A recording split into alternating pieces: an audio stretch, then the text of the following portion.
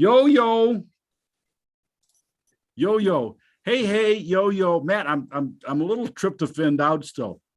Having Well, way too much turkey, yeah, we way went too with many sweets. I don't feel great. I got to tell you, I don't feel great. the roast. So I feel good. Whoa, back up. Roast beast, Yeah. medium rare. Oh yeah. Actually, she did the reverse sear and then slow cook. Oh, Reverse so sear about great. a 5 pounder, 6 pounder. And Matt was in charge of the charcuterie board. I was in charge of the charcuterie. And I've said it for fucking forever that it's by far the best thing they have. It was a fantastic call by you, Bob, and throw it out there, show everybody. And there it is. The charcut. You got nuts and cheeses and the fresh mozzarella. Oh man, you can't beat it. The garlic stuffed olives for those that like those things. Dude, love olives. The gherkins, the gherkins, the candied walnuts, the shelled pistachios, because who wants to deal with the shells? Yeah, pistachios are a pain in the nuts. And one good way I can kill my brother at any point because he's deathly allergic. So I just I say, hey, you want to come over to dinner? Promise. What about the shellfish, the shrimp? Don't forget those. Yeah, you know what? We're going to get into that. We got a couple of things we need to talk about because and I might as well, Matt. Why wouldn't I? Why don't we just jump as we talk about this? Sponsored by. Let's jump into the Manja Test Kitchen, Manja TV, the Shrimp Mojo, and I got to tell you, we got a lot of things going on. We got our first not sponsor for the Shrimp Mojo that I'll bring up later, but Matt is one of those guys where you tell him he's very detail orientated.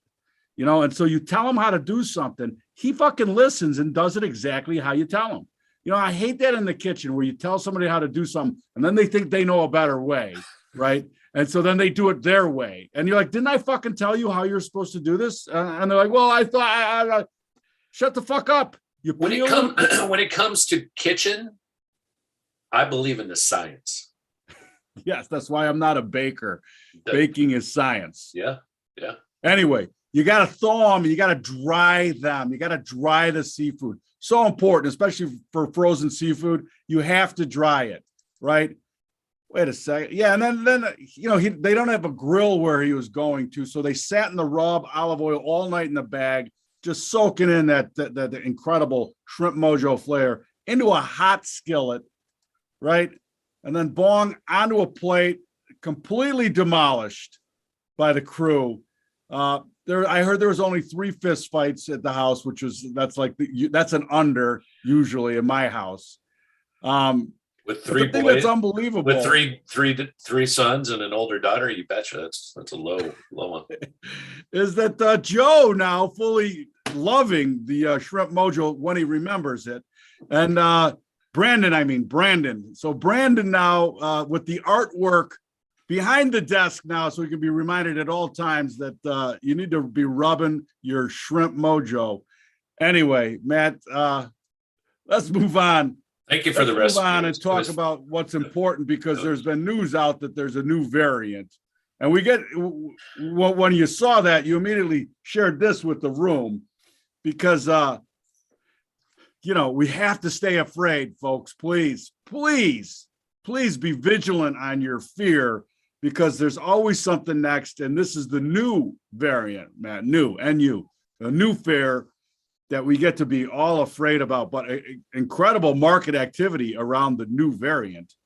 I was thinking about this, like that the last 20 years outside of Y2K, North Korea, it's all been viruses and anthrax. It's all been kind of smoke and mirrors, shit you can't see, right? Which I find interesting. So I think the next 20, and I think the narrative's already set up from some of the playbooks that we've been sharing on this show, but the next playbook is going to be climate. We're going to have 20 years. Well, but that's also been going on. That should actually be on this list also, that Al Gore for the last 30 years. Wait a second. Al Gorleone. Al Gorleone. And the part of the Clinton crime family. Sponsored by CNN, the Clinton News Network. Anyway, those are things for a different time. Matt, we got Blood Bath and Beyond today. It's Black Friday. So let's talk a little retail. The market getting schmeezed. I'm surprised you didn't take us in with a little Steely Dan, quite honestly. Blood Bath and Beyond. How are we doing? How are we doing in the market schmeezed? And the other thing that we found. Well, it was perfect. Like the Wednesday walk up was, pure joy. I was like, oh, really? You're going to let me sell the clothes on Wednesday and be able to buy it back on Monday is what I was thinking. Wow. They hammered this thing. I mean, the Russell, we were just talking, it's rallied before we started the show, but it was down to 2209, which was 6% on the day, Bob. Which again it's not the start of the sell. It's really just the start of the sell-off again. So and the bonds went from 158s all the way up here to almost 163 again. So the bonds are reacting how you would think they would, during a sell-off like in the equities, which is they're rallying. So it's, which would eventually you would think lead to a, bounce in the equities. But again, we're, the breaking 4660 has been that number, and we're at 4,600 on the SPOOs. We got down to 85 or so. And, again, Fridays or, Wednesday's close was like, okay, let's get a bounce back into that 16, 3, 4, 5 and sell again. And we got it. And, it rolled right over, which is not. The amazing thing too, is we've talked about how the narrative, not the narrative, the look and feel of the price action has been changing.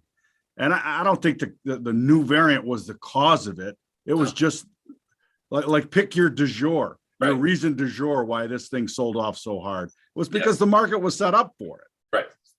Well, now, let me what was the news on Best Buy? Let's get that out of the way. That seems to be the elephant in the room. Best Buy? Yeah. Bring it up. I don't know. They're better than Blood Bath and Beyond. It's Black Friday, right? Which is the favorite day of the year, I guess, for retail. But I guess they're not going to get black by this Friday. So they're still going to be in the red, it looks like. But here's the interesting thing. Like, they walked it up knowing that this was coming. Like, this is Wall Street. If you don't get it, like, this is it right here. Like, they walked it up from October 5th when it was trading about $104. They took it up to 140. Insane move. Insane in the membrane move. And this morning it's down another $15. It was, it gapped down on I think that was Wednesday. So it already gapped down and then it went further. So I don't understand why it gapped down Wednesday. We didn't talk about it. Well, what were the earnings? Isn't that earnings right there? Oh yeah, I guess it was the earnings. There we go. There you go. Look at us. Look at us just dissecting the market. Well, it's the holiday and I'm not involved in the name. There you go. I did not care. But we had talked about it, how it was going through the moon when it was at like 135. So then it spiked into the earnings and then it sold off. They beat everywhere, but again, the sales increase is not supporting this type of move. The one thing I will say is at least they're doing 48 billion in sales and this market cap is still 28 billion. So, which just tells me it's a dying, again, like all big box retail, it's dying on the vine. It's just a matter of time. So, they had a rally and that was exciting, but again, crazy rally, all-time high. But it surely isn't worth where it was going. I mean, this thing again was under, $10 when the whole COVID mess started. So this is a 15 bagger, just really nuts. 14 bagger, crazy. But the entire retail sector has been, the other thing I wanted to talk about real quick, and then we can jump on to, some of the vaccine names I know we want to talk about. We had talked about XRT being a good play on the short side, and it broke out, right? Which kind of, and then it failed. It has failed. So that throw over lasted about 2 weeks. And bring it up. We don't see it. Is it? Oh, up? I'm sorry. I'm sorry. I thought I was showing it. So XRT, which is the ETF for retail, again, broke out over this band and after today is going to be back in. So that's an $8 huge reversal. This is a large mammoth ETF. as far as size. So, and it does actually pay a dividend on this retail side. So anything retail is in this basket, and obviously Best Buy is one of those, and that is hurting it. So that thing is completely folded over, Bob, and looks like the rest of the retail. The other one that I thought was interesting, we've been talking about it, Dillard's broke today. And, you know, really, you can see that it spiked up to 420 last week, 420. And this thing's so thin, but you knew it was going to come in. And it came in ex dividend. So the dividend was paid. And that was paid today. And once that happens, nobody is interested in holding this thing anymore. It's done. Like, I can tell you it's over now. Look at that runaway gap. I mean, this is down 10% today, Bob. 10%, all for a 0.21% dividend. I would have sold the thing here if you owned it. Fuck the dividend. Who cares? What are you waiting for?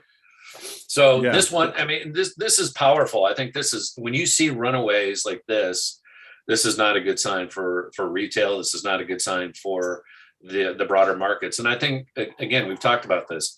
Build back broker has not even begun. These guys can't do what they want to do with the market up at all-time highs. So they're putting the pressure. I think the pressure is finally going to come onto this market, especially, and it's starting early. Like we're saying 2022, really the only names that are still kind of propped up are the FANGs. Like everything else is kind of trickling over, to your point.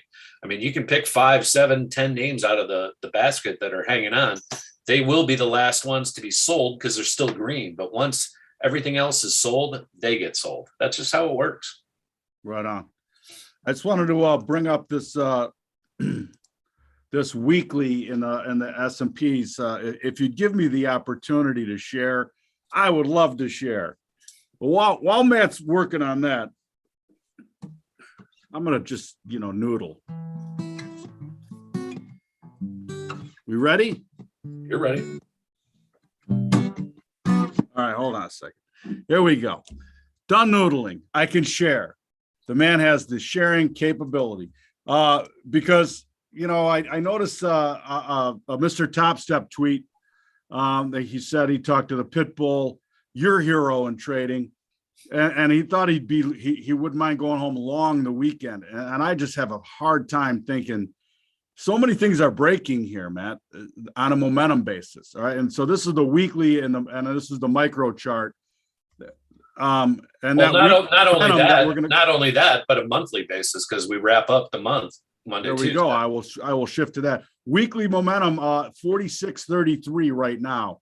So for right now, we will close out of UPMO for the first time in several weeks here on this run up. Out of UPMO on the weekly, and let's just take a gander at the monthly, and that is a fucking terrible monthly candle. That's all I got to tell you. I mean, that is as textbook of a doji hammer as you can make on the monthly. And then let's just jump back into the daily, because you can see this now fully exposing the complete standard deviation capacity to the downside. Well, the crazy thing is that candle has taken out all the upside action of November in one morning. I mean, we're only open another hour and change today. It's a half day. I mean, that's the thing. Exactly. So for me, and they went coast to coast on the momentum levels. Like the momentum level was what was it? 46.96. They were above. We were trading 47.17. Thursday morning. Right. Lower momentum 46.56. So coast to coast on the momentum levels, fully penetrating and kicking the slope down on that lower momentum. Yeah, fully rolling it over. This seems like the beginning to me. I don't know. Maybe you get a better chance to sell Sunday night, Monday morning than right here. Yeah. You know what I mean? Well, if you're not I don't have a problem with that, but I mean, I was getting short, the 4,600 to 4,615 range already. So, or 47. So that was a good sell. There's really not a heck of a lot you need to do beyond that. But yeah, now we got a little wash down for sure. Wash down, washy, 47.17 down to 45.85 is 130 points, which again is only, it's barely 3%. All right, man, let's look at a few of the jab stocks, because they're loving a variant that they get to. I saw a couple of the headlines. Within 100 days, we can recalculate. and redo our jab for the billion plus that need it. Listen, we talked about this, that it was due for a bounce at 210 and it's back up here to 350, and the news came. The seasonal oh my gosh, it's cold and flu season. It happens it's like, oh wait, it's gonna snow. Whoa, what's going on? Like, come on, turn off the TV. Let me ask you a question here. But it came right to the top. Would love to see it fill that hole and sell it. Again, you can't be perfect. You're not going to pick a top. I think you have to, if you're legging into it, you sell 400, 450 calls, and every time it rallies, those are they're going to spike. I wouldn't, I think you could sell it at 350, which it already traded, and it's down to 335. And you can see that from the open today, from the open, we rallied, we continued up here to 351s, looks like. And if you had this, and we talked about this, 350 to 380 was where I would start selling it. That's the breakdown. This is where it broke down from. I don't see it getting up and through any of this. It's not going to go to new highs or anything like that. I just don't see it. People are not going to rush. There's no new takers of this stuff, right? Everybody who wants it has taken it. We've talked about this. So this is a gift. Like, if you were long, get out. And if you want to get short, get in. This is the area. This is like where you want to behave. There's a lot of ways to do it. You don't have to sell in the money. You don't have to sell the stock. You can sell calls. You can buy puts in the money. There's a lot of ways to trade this, right? And give yourself leverage and room to space it out. And that's the way that this whole area, that bracket up in there, from 350 to 450, to me, is fat city. You got all these people that are like, "Oh, please, Lord, let me get break even and I'll get out." Right? That's what you're dealing with, those guys. And then traders are like, "Sell the crap out of this right now." That's what you're up against. And as we go, I don't see how the narrative goes away or stops on the adverse side effects. Now, Pfizer, again, all-time high here on this news, because they got another. They also came out with this variant news saying in 100 days we got a fix for this already. Come on, I mean, it's all, yeah, of course you do, because it's all part of the narrative that are playing out and being read. And we're gonna have a fix in 100 days. Give me a break. You don't have a fix to begin with. Like, the whole thing is well, not a good fix. No, it doesn't work. 40% of the Ottawa senators who are 100% vaccinated have COVID, for God's sake. What are you gonna blame the unvaccinated beer guy on them? I mean, give me a break. That doesn't exist in Canada. Good times. Good times. Good times. Use your freaking brains, people. Brains. We got Nebraska, Mississippi State, and Washington State today. Those all games are today, but what are you thinking tomorrow? Big day for you. I booted the first. Brought to you by Pfizer. This NCAA parlay brought to you by Pfizer. 100 days. 100 days to flatten the curve, Matt. 100 days. Yeah. So today I had Mississippi State last night. They got rocked. They lost. So I lost that bet already. So that 3-team parlay is gone. I've added two more. I still have the Michigan, Florida, Oregon State parlay that we provided, obviously. I've got 2 new ones for you today. I kind of looked at the games. I'm like, yeah, I'll throw $5 on these 2 parlays. $5 get you 6x. Why not? Florida -3 over Florida State. And again, we're in, and these are all today, I believe. Or no, tomorrow. Oregon and Oregon State tomorrow. Take Oregon -7 in this parlay, and Auburn +20.5 over Bama. It's at home. Bama's way better than them, but 20.5 in a cross-state rival game, that's a lot of points. I'm gonna say take Auburn in that. And then the other 3-team parlay I have is the today pick for 3 teams. San Diego State +3 at home versus Boise State. Go with Brady Hoke and the Aztecs. Texas giving 3 at home. The lowly 4-7 Longhorns, Hook'em Horns, against the Kansas State Wildcats. So yeah, they need a win in Texas. Texas needs some love. And Iowa in a pick'em game, I'm throwing them in because the Nebraska side I had with the Mississippi State's off. So I'm flipping everything. And Iowa is now a pick'em. They're a pick'em. They were getting points before. So the money's coming into Iowa. I'm going to join the retail there. Why not? It's Friday, and that's it. Bloodbath and Beyond. That's what I have. The Davio betting account. So far, a lot of time. And by the way, your Lions covered. Like I said, Lions always cover on Thanksgiving, if not when. Guaranteed, probably. The laydowns. All right, Matt. And the Eagles, the Jets. Who cares about those East Coast teams? Eagles. That actually sounds like penance. Like, listen, bless me, Father, for I have sinned. Yada yada yada. All right, for your penance. I mean, it's easier to be 10 Hail Marys, and you have to watch the Jets the Jets game. Well, I was thinking about all 4 quarters. You have to watch the Jets all the way through. Well, actually, that Raiders Cowboys game was great yesterday. I enjoyed that one. Did you watch that one? I did not. I watched the Bear game, and that was it. Then I took a nice long walk in the woods. Very therapeutic. Did you get lost? Who did? Did you get lost? No, dude. I have exceptional beacon ability in my brain. No problem. Very, very seldom. Beacon building. We just said the Jets have been eliminated from the 2022 playoffs already. So have the Lions. That is awesome. Lions are forever eliminated. That's the easy thing. Oh my God. All right. So take the opportunity to short jab stocks, retail painting the way. And this market for me, I've been saying it for a while. I've been faked out considerably the last 2 times we've started to paint the picture on the longer term charts to change the direction of these standard deviation lines. I'm not sure the market has it in it to be able to affect what's going on right now. So I got to tell you, man, I think it's going to be a great end of the year. This is one of those, we called the last hour of trading on the floor of the losers bracket. Like if you're still on especially in the equities, like the S&Ps, like it's open till 3:00. The currencies and the meats, but everybody's drunk already. If you were trading currencies or meats, you've been off for 2 hours, having a nice time, either on the tennis court, golf course, in the bar, whatever. But the S&P traders, they got to stay till 3:00.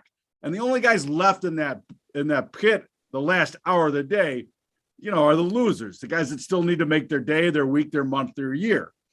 And so going into December, usually this is the losers bracket on a monthly basis, on that monthly fractal. Like if you're trying to scratch your year out, we would generally say, forget about it. It's not happening. But I got to tell you, this year I think is different. I think the losers bracket on a monthly basis is going to be very lucrative to trade. Here's what's interesting. This is November 1st right here, and we're at the low of the month, which was on November 1st. And we've got today, Monday and Tuesday left in November. So they're going to have to kick save this thing, which, maybe that's what Marty's thinking. And I respect Marty. And Marty's got he can trade big handles and lose big handles. So I would be careful with that information if you're just new to the game, because this chart does not look in any way like something I would like to buy and hold if I'm a small retail trader, for sure. Like you got no room. And I would be more in tune if Marty, if we were trading down here at 45.50, and we may get there by the close. We have an hour and change left. So you get me to 45.50, I might be a buyer because that's the old high. Right. Okay. So let me frame the place that I would consider buying a little bit. That would be the area. We're going to go test that for sure. Whether it's today, Monday, or Tuesday, or Sunday, I don't know. So maybe Sunday night, it starts trading lower again. It pushes down to 45.50. Maybe that's the area you buy a little bit. But again, you got to stretch all the way down to 4,500. It can go easily. Shit, it can go to 45.40 if things get really bad. There's one thing I fucking hate, and that's being involved once they trade into a bigger meaty profile. I mean, You just understand that I don't care what fractal that is. if it penetrates it, it's got a damn good chance to cover most of that profile. Yeah. So I think it's going to 45.50, whether that's today, Sunday, Monday, or Tuesday. I can't tell you. But what has changed is if we close below this, this low, and we closed, let's see, the high, where is that? Right here again. So we basically closed on the high. So this is where we closed, which was 46.03 in October. So, or that was the high, excuse me. The actual price was basically right where we are, right around 95. So we're flat for November now, technically. We have made all those gains that we had were removed in one day also, which should, make you pause a little bit and buy the effing dip, because it's not that easy. When you wipe out a whole month of trading with one day, that's a significant development. It's a significant development. Absolutely is. So, and especially a half of a day on a holiday weekend. This is not healthy. So I will not be buying this unless I was buying 44.35 calls, and I would start buying them maybe at 45.50.